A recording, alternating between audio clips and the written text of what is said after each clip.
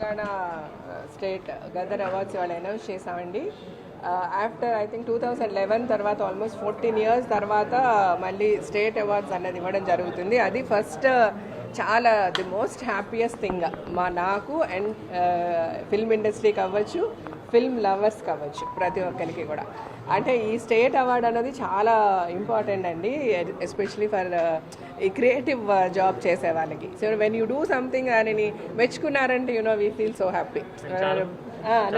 అదే అవును.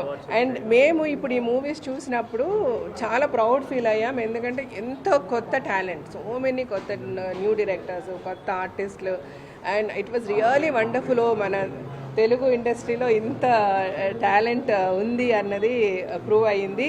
ఈ మూవీస్ అన్నీ మేము చూసాము. ఇవన్నీ కూడా వాళ్ళు they have applied for the, అంటే కొంతమంది అప్లై చేయకుండా ఉన్నా కూడా మనకు తెలిసేది కాదు. It was very nice.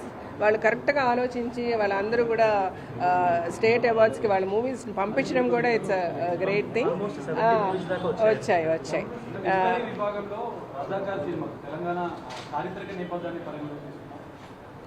అంటే కేటగిరీస్ వైజ్ మాకు వచ్చిన ఎంట్రీస్ని బట్టి ఆ కేటగిరీకి వచ్చిన మూవీస్లో ద బెస్ట్ ఏది అన్నది తీసుకున్నామండి. అండ్ ఎలాగ తీసుకున్నామంటే for everything there is an elaborate మా దగ్గర ఒక ఇది ఉంది. అది ఇప్పుడు నేను డిస్కస్ చేసే అంత టైం లేదు బేసికల్గా. So category wise national integration మీద ఒక ఫిల్మ్ ఉంది. సో వచ్చిన ఫిల్మ్స్లో వీ ఫెల్ కమిటీ కుర్రాళ్ళు had got lot of message. అట్లాగా ఇలాగ కేటగిరీ వైజ్ వచ్చిన ఎంట్రీస్ ఉన్న మూవీస్ దాంట్లో ఎవరికి ఎదిస్తే బాగుంటుంది అన్న దాని మీద చర్చ జరిగింది. And it was a very friendly discussion, very friendly jury.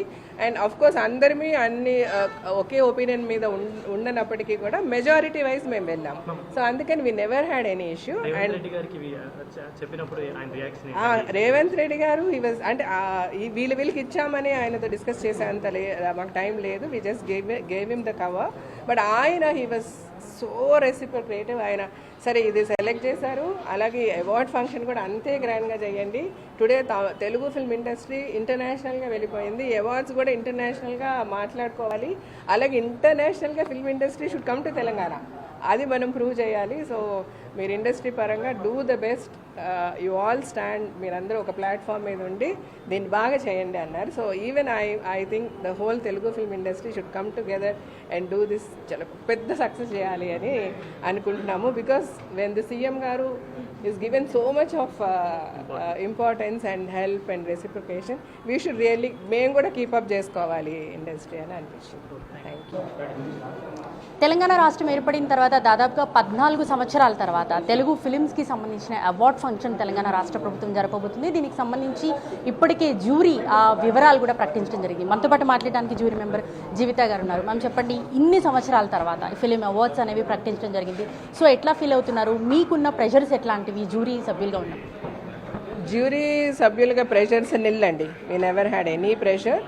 And first awards జరగడం అనేది మటుకు 14 years తర్వాత చాలా చాలా ఒక సంతోషకరమైన విషయం. ఎస్పెషలీ ఫిల్మ్ ఇండస్ట్రీలో ఉన్న వాళ్ళకి ఈ స్టేట్ అవార్డ్స్ అనేది చాలా పెద్ద బూస్ట్, చాలా ఒక పెద్ద ఎంకరేజ్మెంట్.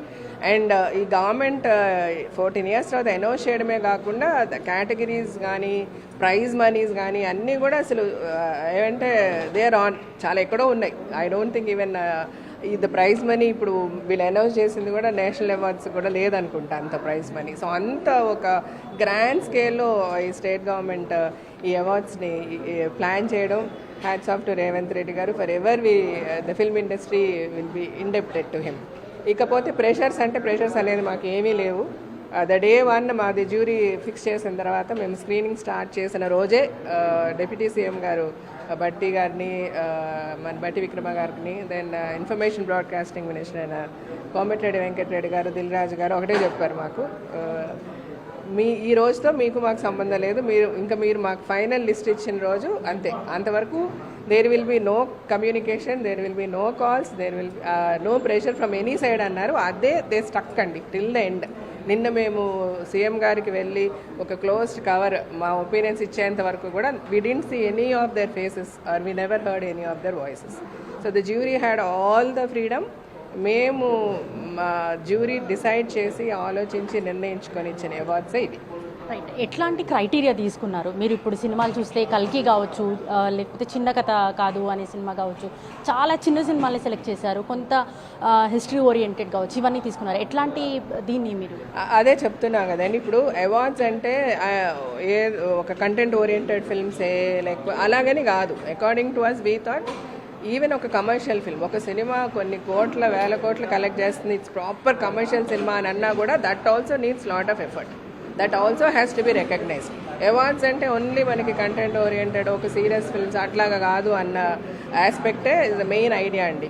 సో అన్ని ఆస్పెక్ట్స్లో అన్ని కోణాల్లో కమర్షియల్ చూసాము, మాసు చూసాము, కొత్తగా ఒక కొత్త టాలెంట్ వచ్చే డెబ్యూగా ఇంత బాగా చేశారన్న ఆస్పెక్ట్ చూసాము, లైక్ ఆల్ హ్యూమన్ ఎమోషన్స్ని ఎట్లా టచ్ చేశారన్న ఆస్పెక్ట్ చూసాము, అండ్ టెక్నికల్గా చూసాము. ఇలాగ అన్ని సైడ్స్ నుంచి you know we saw the films దానికి తగ్గట్టుగా కేటగరైజ్ చేసుకొని అవార్డ్స్ ఇవ్వడం జరిగింది. జనరల్గా తెలుగు ఇండస్ట్రీ అనగానే ఇట్లాంటి పండుగలు జరుపుకోవడానికి చాలా క్యూరియస్గా ఉంటారు, ఇంకొకటి ఎంకరేజింగ్గా కూడా ఉంటుంది. కాబట్టి ఇన్ని సంవత్సరాల తర్వాత గద్దర్ పేరుతో ఒక అవార్డులు ఇవ్వబోతున్నారు, దానికి మీ ఫీలింగ్ ఏంటి? ముందే చెప్పాను కదా, చాలా మోస్ట్ హ్యాపీయెస్ట్ థింగ్.